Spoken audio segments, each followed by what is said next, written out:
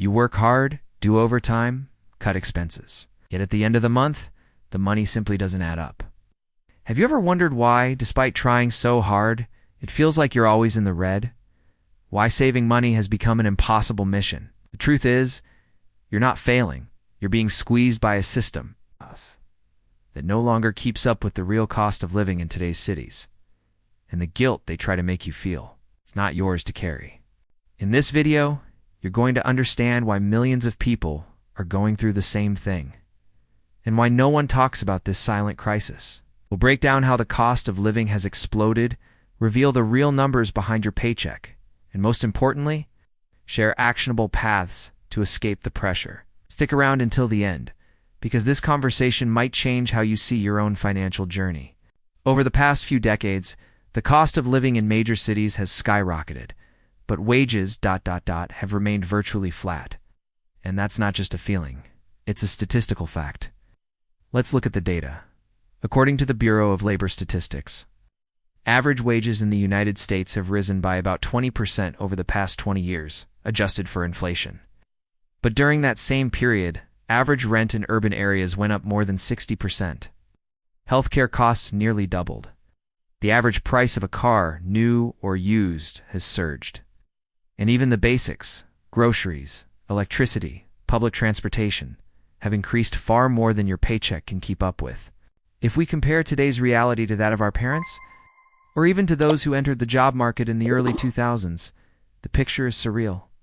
Back then, a single income could support a household, pay for the kids' education, and still leave enough for a vacation. Today, two people with full-time jobs can barely cover the rent. That's not counting freelancers, gig workers, Uber drivers, delivery people, all struggling just to afford the basics. It's not that you don't know how to manage money. It's that the game is rigged, and you were thrown into it without ever seeing the rules. And here's where it gets cruel. After being crushed by this system, they still try to convince you that the problem is you.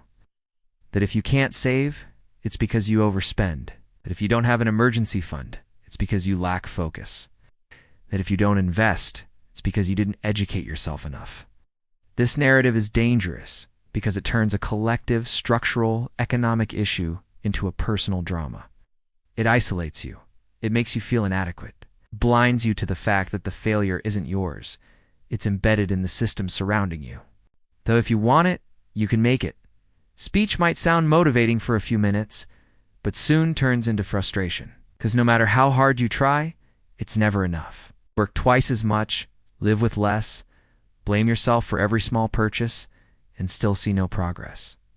Eventually, you start to believe it really is your fault, that you're incapable, and that constant sense of inadequacy wears you down. Mentally, physically, emotionally. Financial pressure has become a silent epidemic, draining an entire generation. And the worst part, since nobody talks about it clearly, you think you're the only one going through it. But look around. How many people your age are truly financially stable? How many have bought a home without family help, inheritance, or a lucky break? How many can take a vacation without maxing out a credit card? How many can sleep without thinking about bills, rent, debt, or medical emergencies? The truth is, everyone's just trying to get by. You just don't see that on Instagram. And here comes the next silent enemy, the illusion of social media. While you're saving on groceries, cutting back on transportation, canceling subscriptions, you open your phone and see people your age traveling, dining out, wearing new clothes, driving new cars, preaching that you just have to work hard. But what they don't tell you is that many are drowning in debt. That lots of people live a credit-fueled life for the sake of appearances. Behind every picture of success, there might be an overdrawn bank account and a mental health crisis. You're comparing the backstage of your struggle to someone else's stage performance. And now, here's the most important part. Yes, there is hope. No, it's not easy. But yes, there are paths forward. When it all begins when you stop trying to fit into a model that was never built for you to win. A lot of people are rewriting their own logic for living. People who left urban centers for smaller towns, cutting rent in half. People who found ways to make extra income online using simple skills, selling services, knowledge, or even handmade goods. Families who came together to share housing, reducing costs, and increasing mutual support.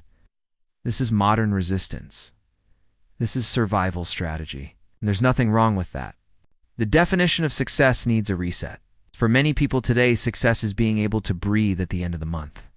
It's living without having to choose between paying the electric bill or buying medication.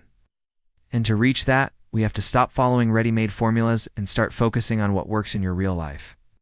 Resisting today is an act of intelligence, not a sign of failure.